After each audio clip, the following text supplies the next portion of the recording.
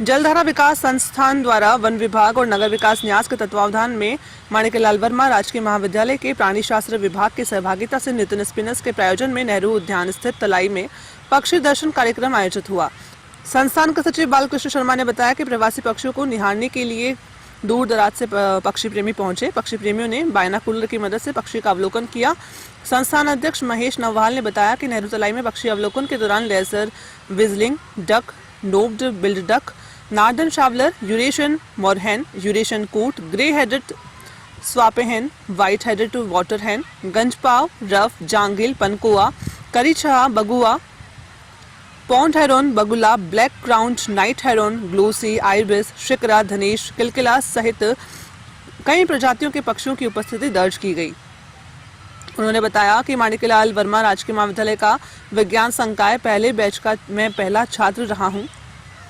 कार्यशाला में फतेह सिंह लोढ़ा ने धांधुलई नेहरू तलाई का निर्माण और इतिहास के बारे में जानकारी दी। धांधुलई का जिक्र करते हुए उन्होंने कहा कि यह तालाब और इसकी पाल पहले पिकनिक गोट स्थल रहे हैं। विभागाध्यक्ष डॉक्टर R.K. सांसी ने कहा कि प्राणी शास्त्र विभाग कई प्रकार के शोधों से जुड़ गया है, जिसमें मोथ, बटरफ्लाई और बर्ड प्रमुख है। जलधारा विकास संस्थान के अध्यक्ष महेश चंद्र नहवाल ने कहा कि जलाशय, तालाब, नाड़ी और अनिकट आदि स्रोत में जलीय जीवन के श्रृंखला तंत्र के लिए बहुत महत्वपूर्ण है। पक्षी दर्शन एवं संरक्षण कार्यक्रम में महामंडलेश्वर हंसराम जुदासीन, फतेह सिंह लोढ़ा, समाजसेवी भूपेंद्र मोगरा, अशोक मुंद्रा, प्राणी शास्त्र माणिक्यलाल वर्मा राजकीय महाविद्यालय के विभागाध्यक्ष डॉक्टर R.K. सांसी, डॉक्टर अनिल कुमार त्रिपाठी, वन विभाग के रेंजर भवनलाल बारेट, वन संरक्षक छोटूलाल माली, ज्योति शर्मा, वंदना शर्मा सहित कई लोग उपस्थित थे। इस साल जो है हम यहाँ पर एक पक्षी दर्शन का कार्यक्रम रखें, जिसमें कि इस स्थान पर पाए जाने वाले पक्षियों के बारे में और यहाँ जो विदेशों से जो पक्षी आते हैं, जिनको हम प्रवासी पक्षी कहते हैं, उनके बारे में सामान्य जन को जानकारी दी जाए। पिछले काफ़ी वर्षों से हमारा ये प्रयास जो है वो लगातार चल रहे हैं और इसके कड़ी में हमने अलग अलग कार्यक्रम जो है वो आयोजित किए हैं, जिससे कि थोड़ी चेतना तो बढ़ी है यहाँ पर और लोग जो है वो इनको जानने लगे हैं।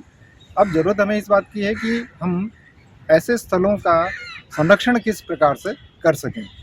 देखिए, जो प्रवासी पक्षी हैं वो तो कुछ समय तक के लिए रुक करके और चले जाते हैं, लेकिन अब हमें ध्यान इस चीज़ पर देने की ज़रूरत है कि हमारे जो स्थानीय पक्षी हैं उनका संरक्षण जो है वो किस प्रकार से किया जाए। जैसे यहाँ अगर हम देखें तो मुख्य रूप से स्पॉट बिल्ड डक है और इग्रीट्स हैं और एक ब्लैक हेडेड आइबिस, जिसके लिए ये स्थान बहुत उपयुक्त है और भीलवाड़ा ज़िले में केवल एकमात्र ये स्थान है जहाँ पर कि उसकी ब्रीडिंग होती है। इसके बारे में पहले भी हमने कई मंचों पर अलग अलग माध्यमों से हमने इसकी चर्चाएँ की है कि इसके संरक्षण के लिए हमें इस स्थान को इसी स्थिति में बचा करके और रखना होगा और यहाँ प्रदूषण कम से कम हो। और मुझे खुशी है कि पिछले साल की तुलना में इस साल जो है वो यहाँ पर अच्छी सफाई है, पानी में भी प्रदूषण जो है वो कम हुए हैं। तो धीरे धीरे स्थानीय जो प्रशासन है उनके प्रयास जो है वो रंग ला रहे हैं और इस तालाब की स्थिति और बेहतर होती जा रही है। यहाँ स्थिति तो बेहतर है, मगर यहाँ अतिक्रमण चारों तरफ काफ़ी हो रहा है, इसके बारे में बताएंगे। देखिए सर, अतिक्रमण के बारे में मैं ज़्यादा कुछ नहीं कह सकता। नहीं, पक्षियों पे क्या फर्क पड़ेगा उसका? ये है कि पक्षी जो हैं वो जो लोकल बर्ड्स हैं यहाँ पर, वो धीरे धीरे अपने आप को अडप्ट कर लेते हैं उन स्थितियों से।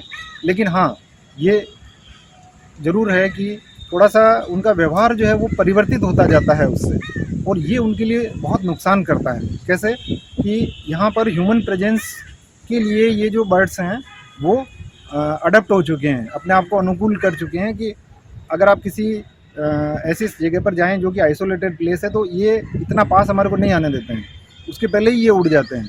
तो इससे खतरा क्या है कि ऐसे व्यक्ति जो कि इनका शिकार करते हैं, वो पक्षी ये तो नहीं समझ पाएगा कि ये मतलब मेरा शिकारी है या मुझे देखने के लिए आया है। तो इनका जो अवॉइडेंस बिहेवियर है, लाइट इनिशिएशन रेस्पॉन्स है, ये कम होता जा रहा है और जिसके कारण से इनको खतरा जो है वो बढ़ता जा रहा है। एक सबसे बड़ा नुकसान मुझे जो लगता है वो पक्षी